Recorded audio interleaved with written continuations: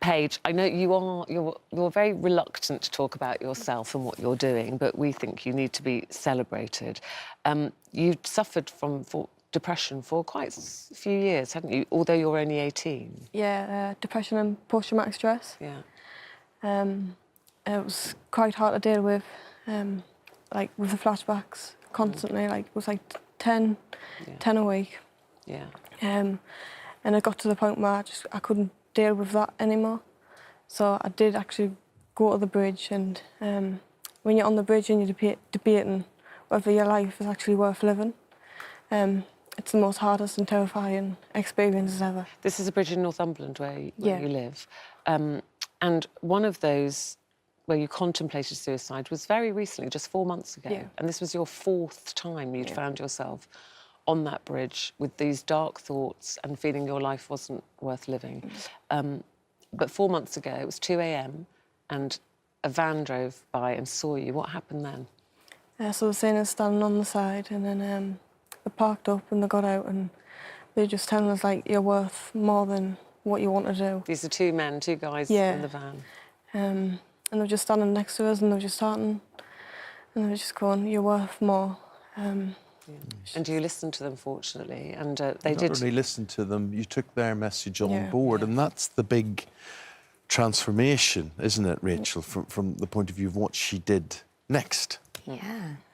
It's absolutely fantastic. Paige has been sharing some messages of hope of her own on that bridge for other people who might find themselves in the same situation, which is so important because suicide is a big problem. More than 6,000 people in the UK take their own lives every year, so a huge number of people are affected by this. So it's incredibly inspiring what Paige has been doing, sharing her own messages of hope. And you hand-wrote all these messages. Yeah. How many did you do? And give me examples of the sort of things you said, because they were all quite different. So altogether there was about 240. 240, you hand-wrote them all? Yeah. And stuff like, you're not alone, you're worth so much more than this. Step back, you're worth it. Do you actually know how many lives you've saved? So at the minute it's 6. How incredible does that And you won an feel? award from Northumbria Police. We've actually Yeah, because when the police said they wanted a word with you, you must have really worried. Yeah. And what happened, Rachel? What did the police do? Why is this important to the police? Well, it's important because they're doing a similar job, right? So Paige has been doing this on her own. It's so important that she's kind of trying to tackle this issue. But it's something, it just goes to show that it's something that you and I, like everyday people, can actually get involved with as well, not just places like the police or even charities like Calm. It's something we can take into our everyday lives. And again, the fact you're here talking about it, you know, we always say, Rachel, don't we, it's about talking about it. It's about using the word suicide. It's like the elephant in the room. It's a horrible word. Nobody wants to think about it, but people need to talk. We've actually had a message for you from somebody who wishes to remain anonymous on this show, but says, thank you, Paige, for not only giving me a second chance at life, but for also saving my family from going through the grief. You've helped me seek the help and support I need. Words can't describe how grateful I am for such a lovely, young, selfless woman. If it wasn't for you, I wouldn't be here anymore.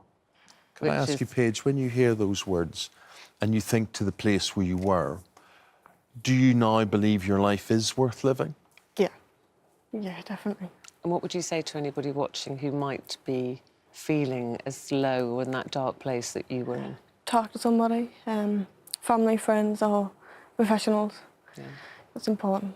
Just talk, just let someone know how you're feeling. And you can talk to Campaign Against Living Misery, that's Calm. Rachel, thank you very much. I've got to give you a big hug and say, well done, because I know how nervous you were, weren't you? Yeah. And you were fantastic. It wasn't as bad as I said, was it? No. Didn't I say you'll get through this? Yeah. And you're an amazing young woman.